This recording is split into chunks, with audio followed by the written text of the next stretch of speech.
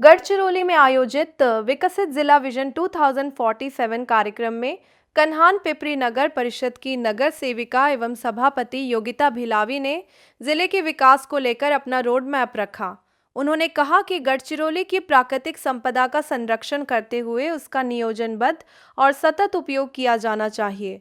उन्होंने कृषि भूमि को उद्योगों के लिए बड़े पैमाने पर अधिग्रहित करने के बजाय खेती और किसानों को प्राथमिकता देने पर जोर दिया। कृषि उपज आधारित प्रसंस्करण उद्योग, वन आधारित व्यवसाय, लघु उद्योग और स्थानीय रोजगार बढ़ाने की जरूरत बताई। उन्होंने किसानों को उनकी उपज का उचित और लाभकारी मूल्य दिलाने के लिए पारदर्शी बाजार व्यवस्था विकसित करने की मांग की। साथ ही स्थानीय नागरिकों, आदिवासी समुदाय, छोटे व्यवसायियों और युवाओं की भागीदारी के साथ विकास और पर्यावरण संरक्षण में संतुलन बनाने पर जोर दिया। लिहिलेलं आहे ते प्रत्येकाने खंगाट म्हणून आता आपल्यावर जबाबदारी आहे। राष्ट्रपती महाराजांचा सारा भारत रहे सिपाही शस्त्र को आता भारत जो आहे सारा भारत या भारतातील तरुणापासून वृद्धापर्यंत सगळ्यांनी आपण जागरूक राहण्याची आज वेळ आली आहे। महाराजांचा इतिहास शालेय अभ्यासक्रमामध्ये महाराष्ट्राच्या पाठ्यपुस्तकामध्ये विद्यापीठाच्या स्तरावर पडायचं नाही। मी पहिल्या वर्गाला शिकवणारा शिक्षक होतो। मग केंद्र प्रमुखांना विचाराधिकारी जाऊन बीओच्या विषयावर सुद्धा बसलो, अनेक शिक्षणाचे प्रयोग राबवले, पण महाराजांच्या कुठे शिक्षणाच्या संदर्भामध्ये कुठे इतिहास आपल्याला आढळून आलेला नाही। आता तुमची आमची जबाबदारी आहे।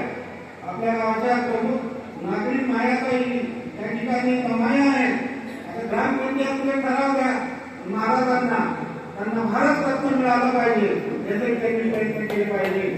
आणि भारत रत्न ठरावाची कॉपी आपल्या कलेक्टरने पाठवा, ग्रामसेवकाला करून आता आमच्या महाराजांना भारत आणि या क्रांतिज्योत यात्रेसोबत जी आपल्यासोबत मंडळी आली यांची नाव आपल्याला सगळ्यांना माहीत आहे।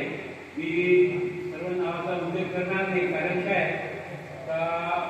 जास्त बसण्याची राहत नाही क्षमता, ऐकून घेण्याची राहत नाही, म्हणून मी तुम्हाला थोड्या शब्दात थोडक्यात ही माहिती देणार आहे आपल्यासोबत। आणि विशेष म्हणजे या कार्यक्रमाला 3 सभापती या ठिकाणी हजर आहेत। आजी माझी तर आपण सर्व हजर आहात, सर्वांकरता आणि सर्व करता एका जोरदार टाळ्या वाजवूया।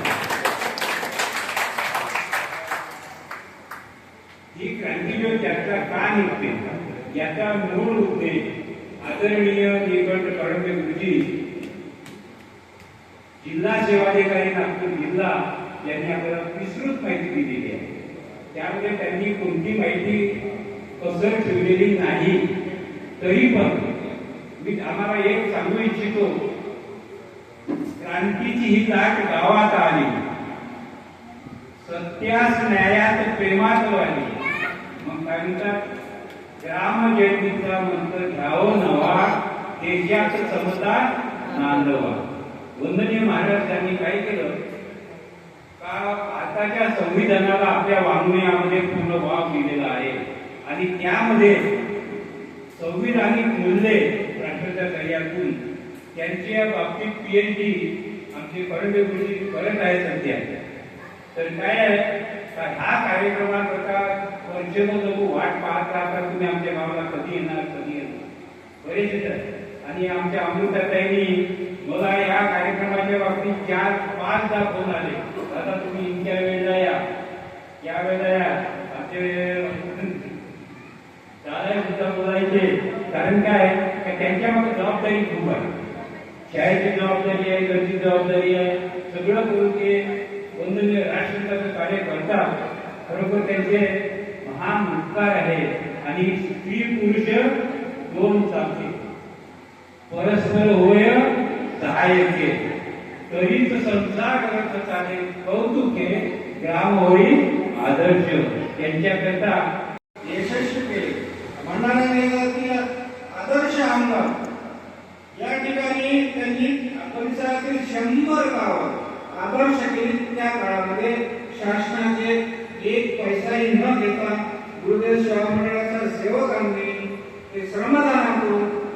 शंभर गावं आदर्श केले. ही माहिती डॉक्टर राजेंद्र प्रसाद आणि त्यावेळेचे अनेक पंतप्रधान पंडित नेहरू पहिले यांच्यापर्यंत गेली. तर आपण पैसे खर्च करून आपला देश सुधारू शकत नाही. असे संत आहे महाराष्ट्रामध्ये की जे पैसे न घेता श्रमदानाच्या माध्यमातून पूर्ण गावाचे गाव आदर्श करत आहे. म्हणून वंदनीय राष्ट्रसंत तुकोजी महाराजांना त्यांनी राष्ट्रपती भवनामध्ये बोलावलं आणि त्यांच्या चरण पादुका या ठिकाणी ठेवलेल्या आहेत. महाराजांच्या पायातील खडा होऊन राष्ट्रपती डॉक्टर राजेंद्र प्रसाद डोक्यावर घेतला. सांगितलं आमचं केंद्राचं भारत सरकारचं मंत्रिमंडळ काम करू शकत नाही, आमचं ग्रामीण मंत्रालय काम करू शकत नाही, त्याच्यापेक्षा कितीतरी पटीनं तुम्ही काम करता. तुम्ही खरंच राष्ट्रसंत आहे अशी पदवी सुद्धा त्यांना दिली. जेव्हा ही क्रांतीची ज्वाला जर भडकली असेल तर महाराजांच्या शब्दामध्ये ताकद आहे. मग शब्द की खैरात हो सब शब्द मेरे पास है, मुद्दे करा तो शब्द से होता अशोक का रास है. अशा पद्धतीचं त्यांचं साहित्य होतं. साक्षात भगवंत राष्ट्रसंत तुकोजी महाराज होते.